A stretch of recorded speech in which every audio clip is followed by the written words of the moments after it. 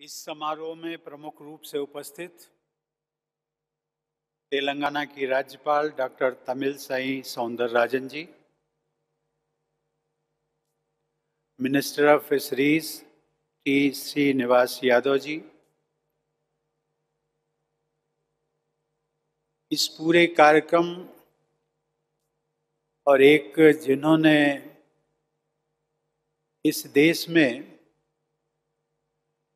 श्री रामानुजाचार्य की भव्य प्रतिमा के लोकार्पण स्थापना करके जो देश में इतिहास रचा है, ऐसे श्री श्री जीयर स्वामी जी।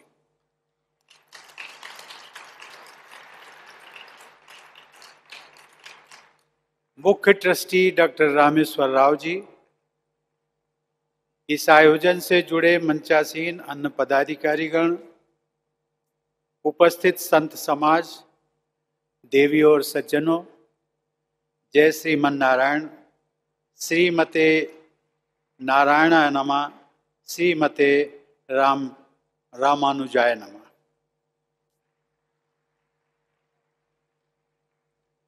भारत के गौरवशाली इतिहास में भक्ति और समता के सबसे महान ध्वजवाहक भगवत रामानुजाचार्य की सहस्त्राब्दी समारोह के शुभ अवसर पर मैं सभी देशवासियों, विशेषकर श्री रामानुज के श्रद्धालुओं को हार्दिक बधाई देता हूं।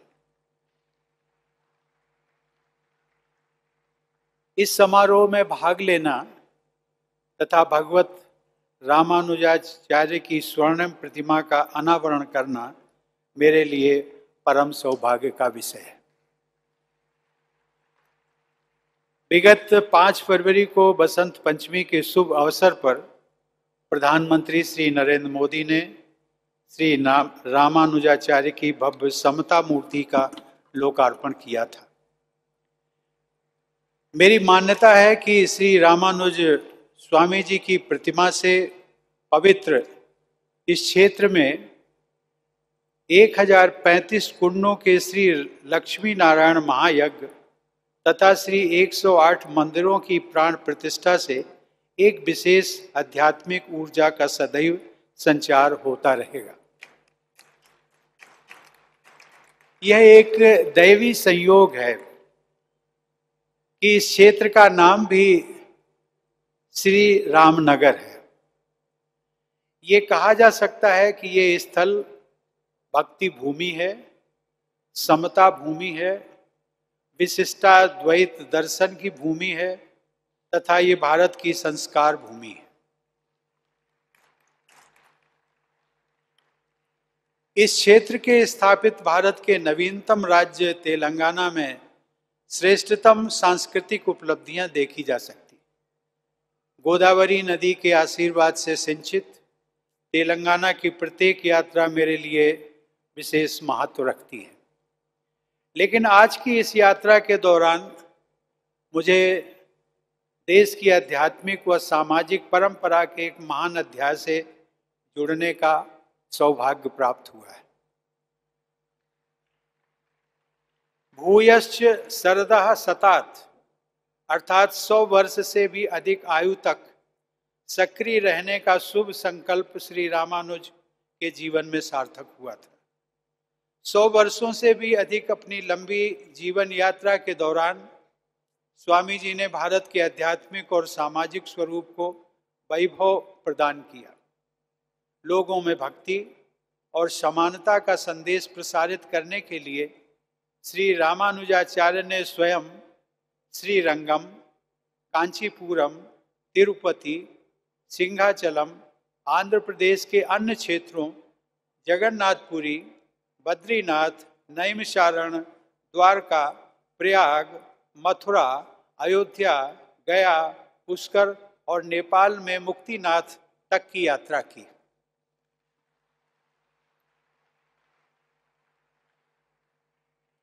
Ladies and gentlemen, Sri Ramanuja's Visishtadvait is not only a singular contribution to philosophy, but he also showed the relevance of philosophy in day-to-day life. What is called philosophy in the West has been reduced to a subject of only scholarly study. But what we call darshan is not a matter of dry analysis. It is a way of looking at the world and also a way of life. That has always remained true in India, thanks to philosopher saints like Sri Ramanujacharya. देवी और सज्जनों, श्री रामानुजाचार्य ने दक्षिण की समृद्ध भक्ति परंपरा को, विशेषकर आलवार संत कवियों की परंपरा को बौद्धिक आधार प्रदान किया। जैसा कि सर्वविदित है, अधिकांश आलवार संत पिछड़ी जातियों में जन्मे थे। श्री रामानुजाचार्य ने तथाकथित अछूत जाति के तिरुप्पन आलवार जैसे संतों की रचनाओं को वैष्णवों के वेद के रूप में सम्मानित किया।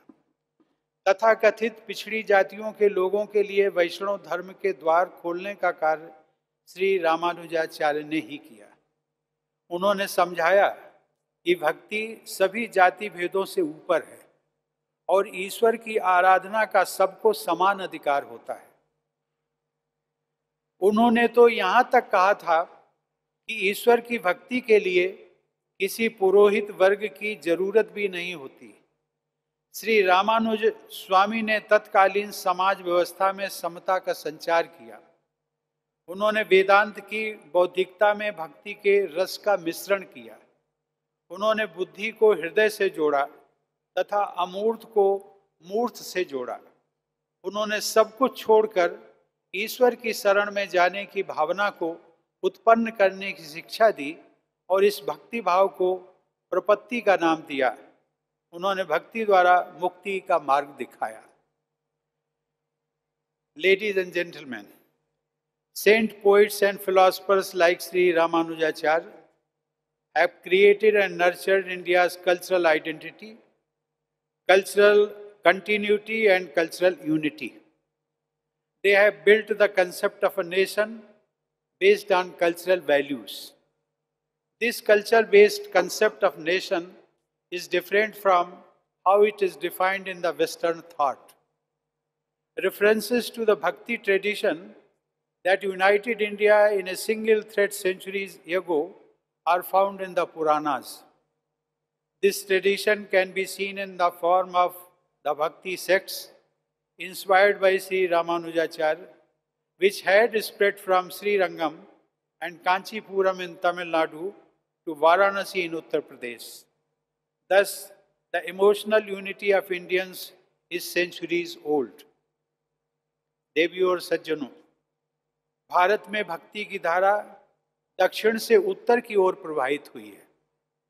इसके लिए उत्तर भारत के साधु समाज ने श्री रामानुजाचार्य जैसे दक्षिण भारत के संतों के प्रति सदैव कृतज्ञता व्यक्त की है।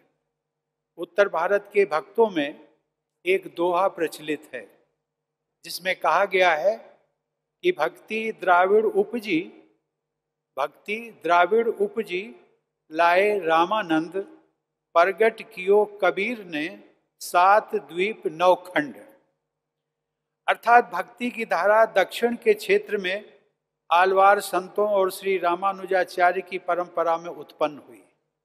उसे स्वामी रामानंद उत्तर भारत में ले आए। उनके शिष्य संत कबीर ने जम्बू द्वीप सहित 7 द्वीपों और भरत खंड सहित सभी 9 खंडों में अर्थात समस्त भारतवर्ष में भक्ति के प्रकाश को फैलाया। स्वामी रामानंद ने कबीर, रैदास, दादू, दयाल और पीपा जैसे संतों को भक्ति का मार्ग दिखाया। स्वामी रामानंद के वे सभी शिष्य तथाकथित पिछड़ी जातियों के थे। आज से सदियों पहले के इस उदाहरण में भारत की समता मूलक चेतना के तत्व विद्यमान हैं। इस प्रकार श्री रामानुजाचार्य के दर्शन पर आधारित भक्ति की धारा ने समता के आधार पर समस्त भारत में समाज के सभी वर्गों को एक दूसरे से जोड़ा। हमारी परंपरा में समता के भाव को ही ज्ञान का मुख्य तत्व माना गया है। गीता के 5वें अध्याय में कहा गया है कि पंडितः समदर्शिनः, अर्थात जो व्यक्ति वास्तव में ज्ञानी होते हैं वे सभी प्राणियों को समान दृष्टि से देखते हैं। समदर्शी होना ही श्री रामानुजाचार्य की सबसे बड़ी विशेषता थी। देवियों और सज्जनों, कल ही मैं महाराष्ट्र में था।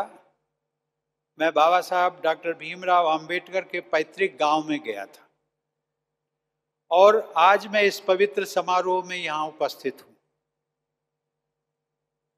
बाबा साहब के परिवार ने कबीर पंथ को अपनाया था। महाराष्ट्र के रत्नागिरी जिले में बाबा साहब का वो छोटा सा गांव आम्बडवे और तेलंगाना की राजधानी हैदराबाद में स्थित यह स्थल श्री रामनगर श्री रामानुजाचार्य और संत कबीर की परंपराओं से जुड़े हुए हैं। समता पर आधारित भक्ति के आदर्श का स्मरण कराने वाले ये दोनों स्थान मेरे लिए पवित्र तीर्थ स्थल ही हैं। Ladies and gentlemen, Baba Saheb Dr. Bhimrao Ambedkar, the main architect of our constitution, who stood for social justice, had clearly stated that the fundamental constitutional ideals of our modern republic are based on the cultural heritage of India. Baba Saheb had also mentioned with great respect the egalitarian ideals of Sri Ramanujacharya. Thus, our concept of equality is not derived from Western countries. It has developed on the cultural soil of our India. Our eternal vision of Vasudhaiva Kutumbakam is based on equality. Equality is the cornerstone of our democracy too.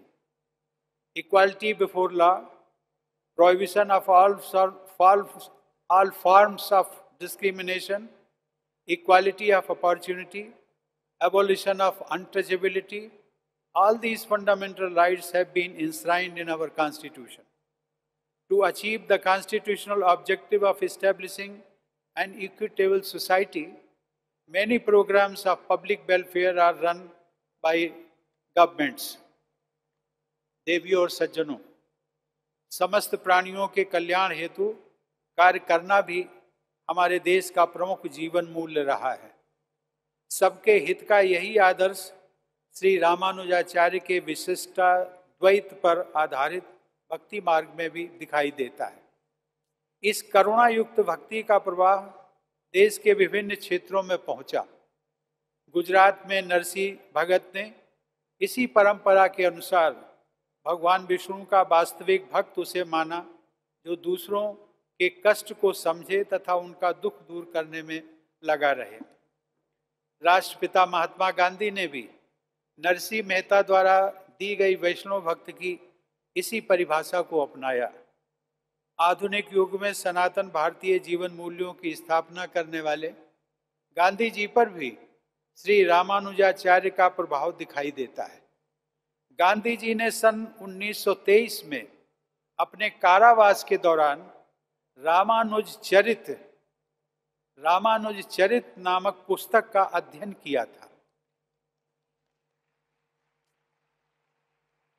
इस प्रकार हम कह सकते हैं कि गांधी जी के जीवन में भी श्री रामानुजाचार्य जी का बहुत प्रभाव पड़ा था। श्री रामानुजाचार्य के बाद की सहस्त्राब्दी में उनकी सोच से कोई भी व्यक्ति अछूता नहीं रहा। साथ ही समाज सुधार एवं मानवता के कल्याण हेतु जो बदलाव हैं उन पर भी श्री रामानुज स्वामी जी का प्रभाव दिखाई देता है। असम में श्री शंकर देव से लेकर महाराष्ट्र में संत ज्ञानेश्वर तक, पंजाब में गुरु नानक से लेकर केरल में मेलपत्तूर नारायण भट्टतिरी तक, इन सभी विभूतियों पर श्री रामानुजाचार्य का प्रभाव था। यहाँ तक कि स्वामी विवेकानंद का भी मैं उल्लेख करना चाहूँगा। स्वामी विवेकानंद ने भी कहा है कि you may mark the characteristic since the time of Ramanuja, the opening of the door of spirituality to everyone, that has been the watchword of all the prophets succeeding Ramanuja. देवियों और सज्जनों, श्री रामानुजाचार्य जैसे संत युग प्रवर्तक भी होते हैं और युग दृष्टा भी। आज हमारा संविधान हमारे देश की व्यवस्था का आधार है। सदियों पहले मंदिर और मठ संस्कृति और कार्य व्यवस्था के प्रमुख केंद्र हुआ करते थे। उस परिवेश में समानता की स्थापना करने के लिए श्री रामानुजाचार्य ने समाज के पिछड़े वर्गों को मंदिरों और मठों की व्यवस्था में सहभागी बनाया। इस प्रकार हमारे संविधान के समता मूलक आदर्श श्री रामानुजाचार्य के विचारों और कार्यप्रणाली में स्पष्ट दिखाई देते हैं। देवियों और सज्जनों, जो संत बहुत महान होता है उसे भारत के लोग ईश्वर के समकक्ष रखना चाहते हैं। श्री रामानुजाचार्य को इलाया पेरुमाल यानी परमेश्वर के अनुज अर्थात लक्ष्मण कहने के पीछे हमारे देशवासियों की यही भावना झलक दिखाई देती है। एक लोकप्रिय श्लोक में अलग अलग युगों में जन्म लेने वाले भगवान विष्णु के छोटे भाइयों का उल्लेख किया गया है। उस लोक मान्यता के अनुसार सबसे पहले अनंत नाग यानी शेषनाग के रूप में, उसके बाद त्रेता युग में लक्ष्मण के रूप में, तत्पश्चात द्वापर युग में बलराम के रूप में और अंत में कलयुग में मुनि रामानुज के रूप में भाई ने विष्णु रूपी भाई की सेवा की। यह लोक मान्यता श्री रामानुजाचार्य के अतुलनीय महत्व को रेखांकित करती है। तेलुगु भाषा में महानतम भक्ति काव्य की रचना करने वाले श्री रामानुजाचार्य संप्रदाय के संत कवि श्री अन्नमाचार्य ने कहा था, क्या कहा था? गतुलन्नी किलमैना कलयुग मंदुनु गति इतड़े चूपे घना गुरुदई बमु। अर्थात इस कलयुग में जब मुक्ति के सभी मार्ग बंद हैं, तब ईश्वर की भांति श्री रामानुजाचार्य सभी प्राणियों को मुक्ति का मार्ग दिखाते हैं। देवियों और सज्जनों, हमारी परंपरा में प्रेम और भक्ति को व्यक्त करने के लिए साकार प्रतिमा या मूर्ति को आधार बनाया जाता है। किसी स्वरूप के आलंबन के बिना भावनाओं की अभिव्यक्ति नहीं हो सकती। तिरुपति बालाजी तथा श्री पद्मनाभ स्वामी के मंदिर में दर्शन करते समय जिस प्रकार की भक्ति भावना का अनुभव मैंने स्वयं में किया, वह केवल चिंतन और कल्पना के आधार पर संभव नहीं है। वेद साहित्यों में ऋषियों द्वारा देवताओं से की गई यह प्रार्थना मिलती है, जिसमें कहा गया है, अश्मा भवतु ते तनु, अर्थात आपका शरीर दृश्यमान बने जिससे कि हम सहज भाव में आपका दर्शन कर सके। ईश्वरीय गुणों से युक्त विभूतियों को ठोस आकार में देखने की यह भावना ही श्री रामानुजाचार्य की इस विशाल प्रतिमा के निर्माण की प्रेरणा रही है।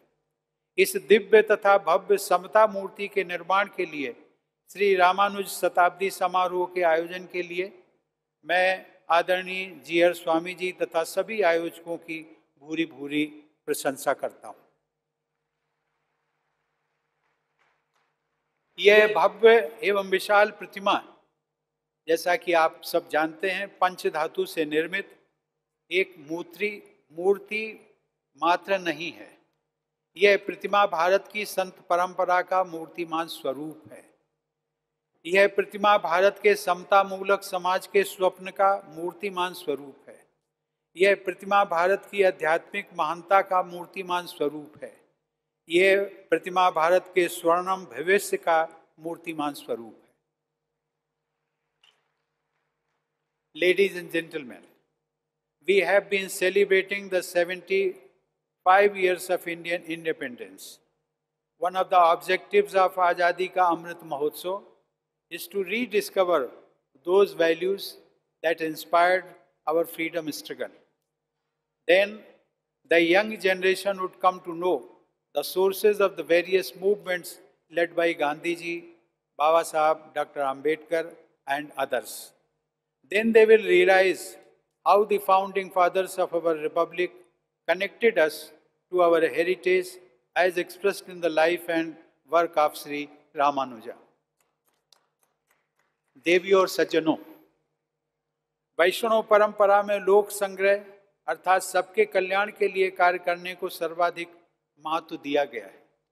मैं चाहूंगा कि जिस निष्ठा के साथ आप सब ने इस मूर्ति का निर्माण किया है अर्थात करने में सहयोग दिया है, उसी भावना के साथ आप सब नर नारायण की सेवा तथा कल्याण हेतु देशव्यापी योजनाओं की परिकल्पना करें तथा उन योजनाओं को कार्य रूप प्रदान करें। मुझे विश्वास है कि इस संस्था द्वारा लोक कल्याण के प्रभावशाली कार्य किए जा रहे हैं और आगे भी किए जाएंगे। ऐसे प्रकल्पों से समता मूलक समाज के निर्माण की दिशा में हमारे राष्ट्रीय प्रयासों को बल मिलेगा। धन्यवाद। जय हिंद।